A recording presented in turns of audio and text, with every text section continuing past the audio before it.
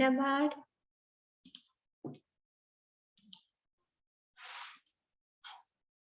Ya. Estábamos viendo, chicos, acerca de la bioquímica de los seres vivos. Y la bioquímica es la rama de la biología que se encarga del estudio de los componentes químicos de los seres vivos. Todo ser vivo va a estar constituido por elementos y moléculas. Al formar parte de seres vivos se le antepone el prefijo bio. También a la bioquímica se le llama la química de la vida. Ahora, los seres vivos van a estar constituidos por bioelementos y por biomoléculas. Los bioelementos son aquellos elementos químicos que se encuentran registrados en la tabla periódica. De todos ellos se dice que son 30 los que se encuentran constituyendo a los seres vivos. La asociación de estos bioelementos forman las biomoléculas, ¿ya?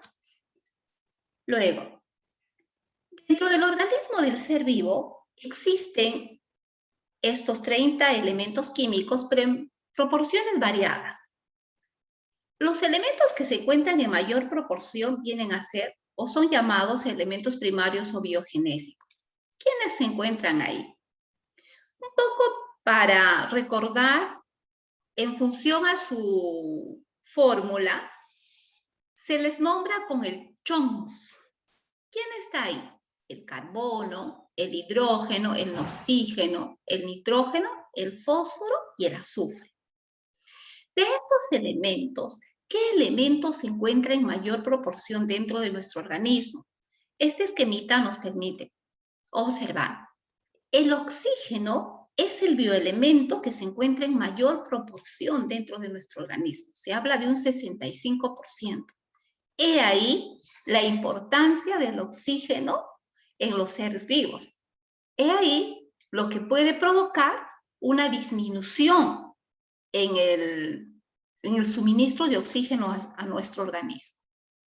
Luego encontramos al carbono, que está constituyendo más o menos un 9%, que constituye un 18%, el hidrógeno un 10%, el nitrógeno un 3%, fósforo un 1%.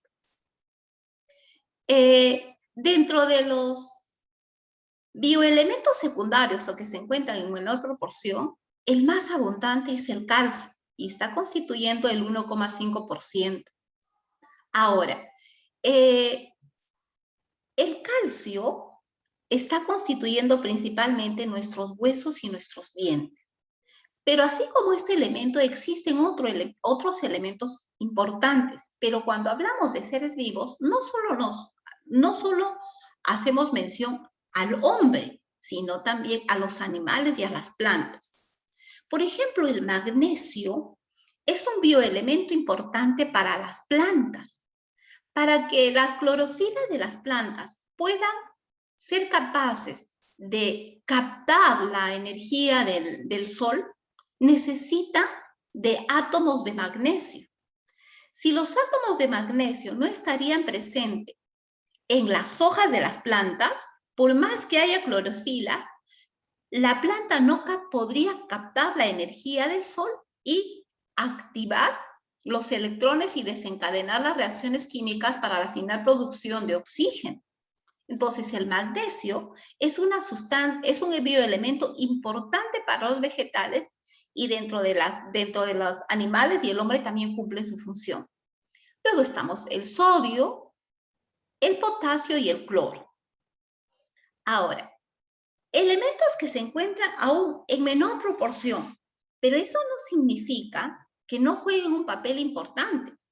A pesar de encontrarse en menores cantidades, juegan papeles muy importantes dentro de nuestro organismo. Una falta en el suministro de ellos puede provocar una enfermedad carencial. ¿Cuál enfermedad carencial? Por ejemplo, la anemia es una enfermedad que se puede producir por la falta de hierro en la sangre. ¿Y por qué? ¿Qué tan importante es? El hierro es el vehículo que necesita las moléculas de oxígeno para poder transportarse a nivel del sistema circulatorio. Si la hemoglobina de nuestra sangre no tiene suficiente cantidad de hierro, no va a poder transportar el oxígeno. ¿Y cómo nosotros ingresamos hierro a nuestro organismo? Es únicamente a través de nuestra alimentación. Todos estos elementos ingresan a nuestro organismo a través de la alimentación. No hay otra forma, a no ser que podamos tomar comprimidos vitamínicos, tónicos, pero la mejor forma de ingerir estos bioelementos es a través de los alimentos. ¿Ya? Y dentro de ellos encontramos también otro elemento importante, por ejemplo, es el flúor, que tiene mucho que ver con la dureza de los dientes. El yodo interviene en la producción de una hormona y la glándula se encuentra a nivel del cuello, que se llama la tiroxina.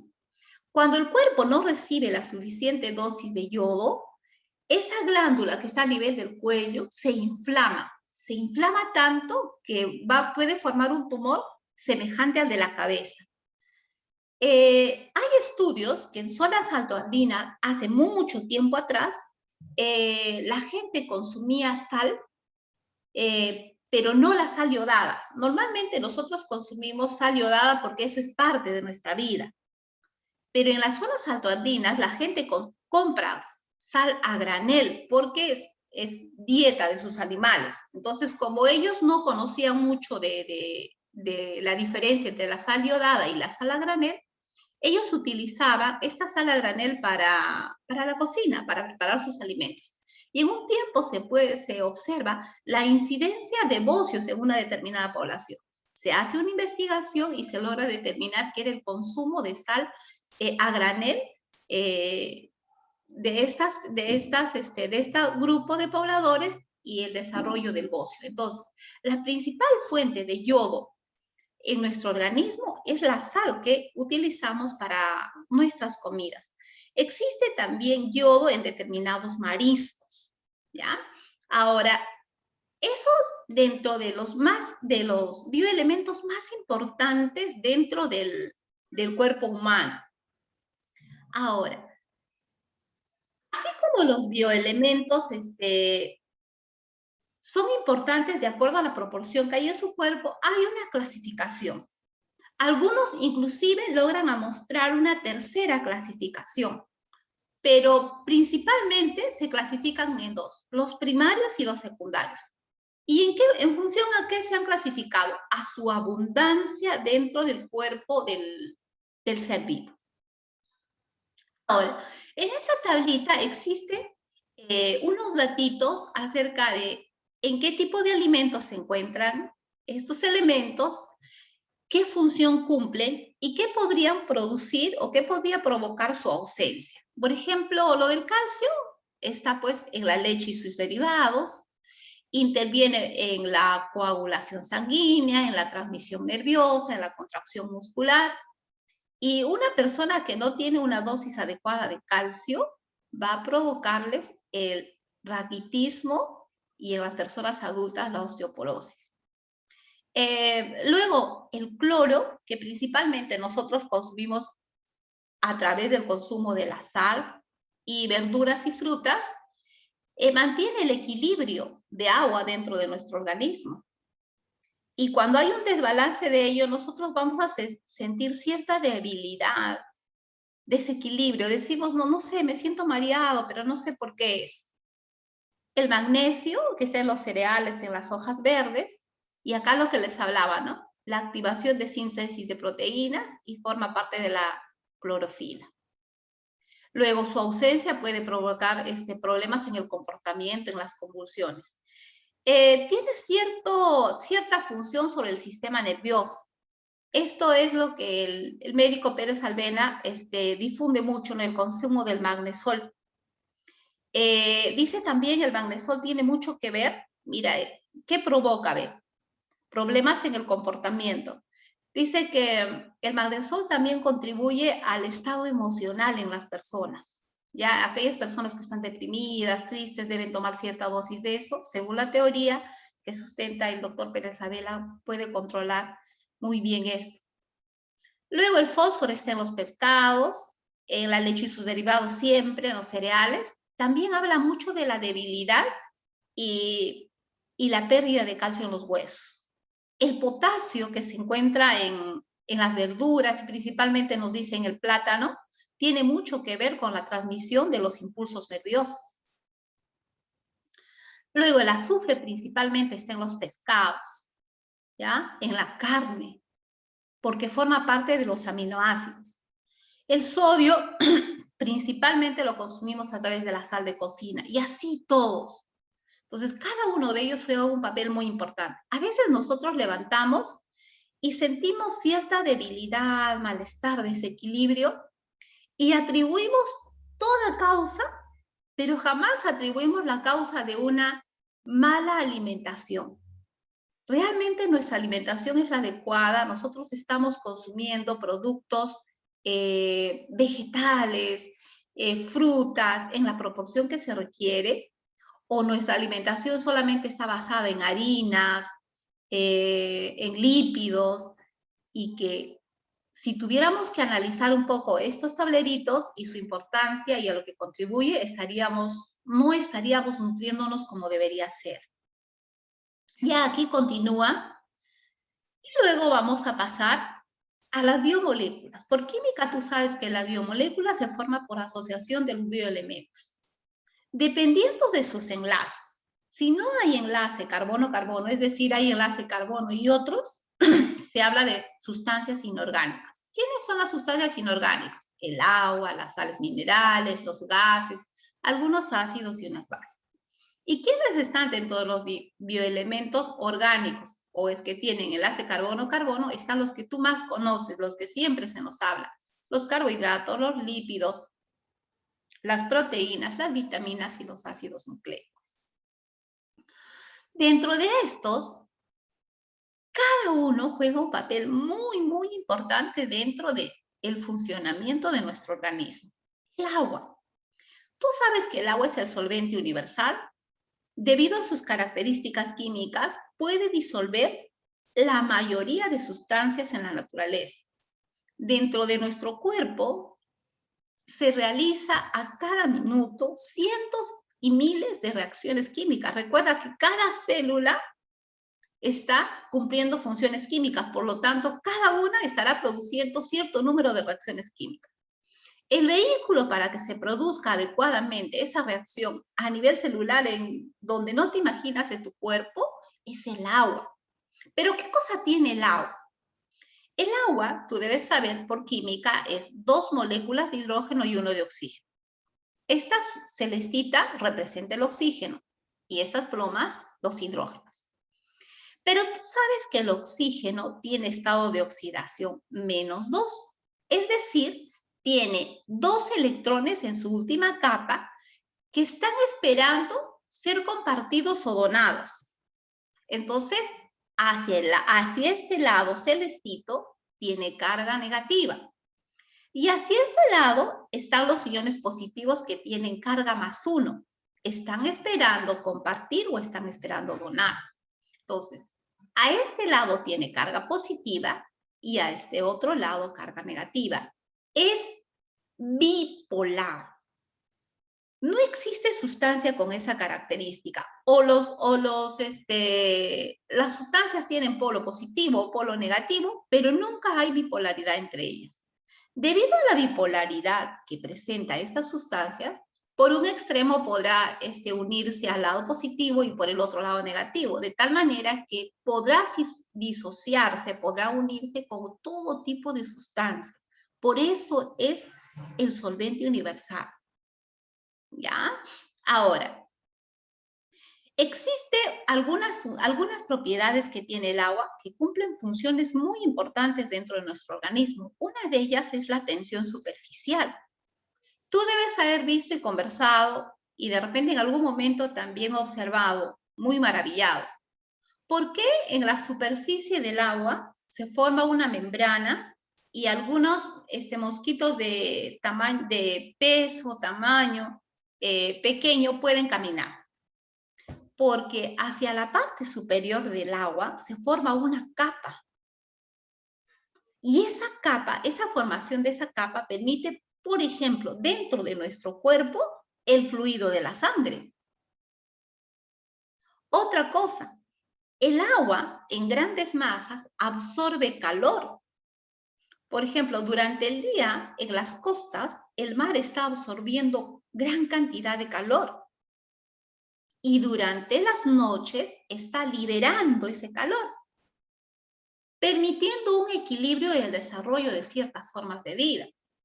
Tú debes haber experimentado cuando podíamos ir a la playa. Tú llegas a la playa, estamos en un verano infernal, la arena está que quema, pero tú te acercas a la playa y sientes un frío agradable, porque esas grandes masas de agua están absorbiendo el calor y hace que todo lo que está a su alrededor se mantenga en equilibrio respecto a la temperatura. Es un gran regulador térmico en nuestro planeta. Ahora, la densidad del agua es igual a 1. Por eso cuando yo me refiero al agua, puedo hablar en las mismas unidades, tanto de masa y de volumen. Esas son las características que tiene la molécula de agua y que permiten que sea el solvente universal y haga posible las reacciones químicas dentro de los seres vivos. Ahora, las sales minerales también juegan un papel importante dentro de los seres vivos. No solamente en los vertebrados forman parte de nuestro esqueleto.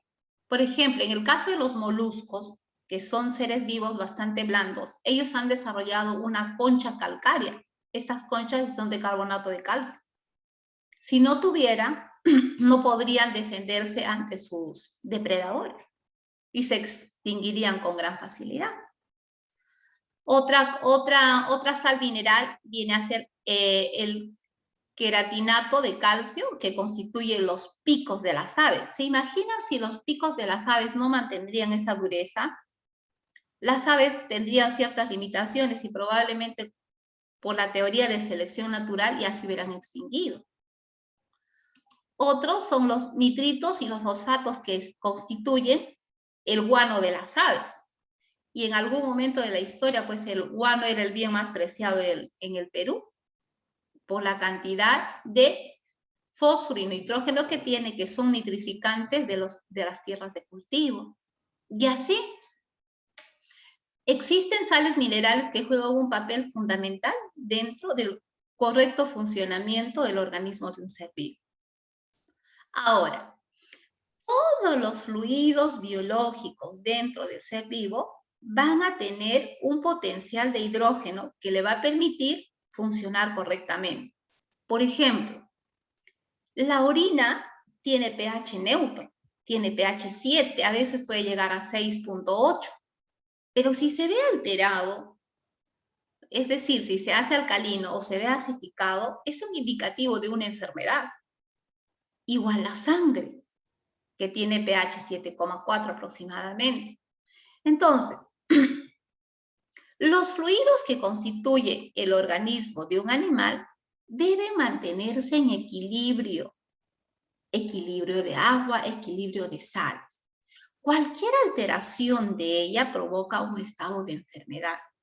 A ese equilibrio que hay dentro del organismo de una persona se le llama homeostasis y es una característica de los seres vivos. En este cuadrito están algunos datos como pH de ciertas sustancias. Solamente para recordar, el pH, que es el potencial de hidrógeno de una sustancia, tiene una escala que va de 0 a 14. El pH 7 es el pH neutro. De 6.9 hasta 0 nos hace un pH ácido. De 7.1 a 14, un pH base. Es muy importante conocer el potencial de hidrógeno de una sustancia, sobre todo cuando está relacionado con seres vivos. De manera muy gráfica, para que tú me puedas entender, tú debes haber escuchado, un champú tiene que tener un pH ligeramente alcalino para que pueda cumplir su papel de limpiador. y no dañar el cuello cabelludo. El desodorante también tiene que tener un pH óptimo, alcalino y no ácido, para que no sea irritante en las personas. El jabón.